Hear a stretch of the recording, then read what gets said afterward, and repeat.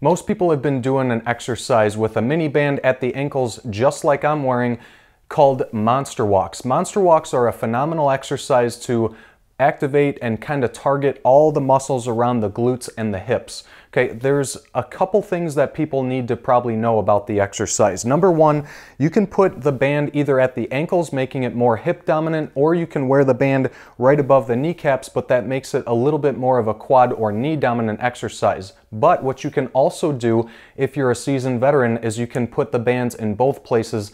That way you're getting the most bang for your buck. Another thing you want to make sure that you're doing, because I see a lot of people that step out and go feet together and then they step again. What you're doing is you're giving your glute muscles a chance to actually relax and then fire up again. And what we really want to go after is time under tension. So what you really want to do is make sure that you're stepping out and wide and keeping the constant tension going the entire time. Obviously, yeah, it's going to burn a little bit more, but the burn is good. That is obviously working to help improve hip strength and also some stability while we're walking through the movement.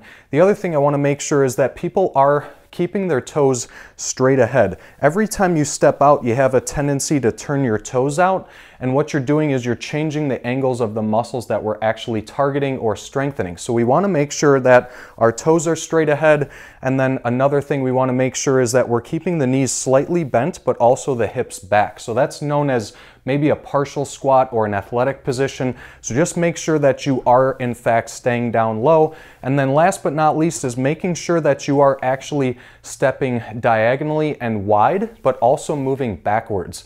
When we're moving backwards, we're predominantly working the glute muscle fibers on the back side of the hip that don't see a whole lot of volume or training unless we're moving backwards, like reverse lunges or even doing some version of a bridge variation. So monster walks, absolutely fantastic exercise for muscle activation, improving hip strength. Make sure you're throwing that into your program today. This is a great way to throw more volume towards your hips and glutes in the beginning for a warm-up. You can also do this as an active recovery exercise, and you can absolutely do this as a cool down exercise as well. So make sure you are perfecting your monster walks.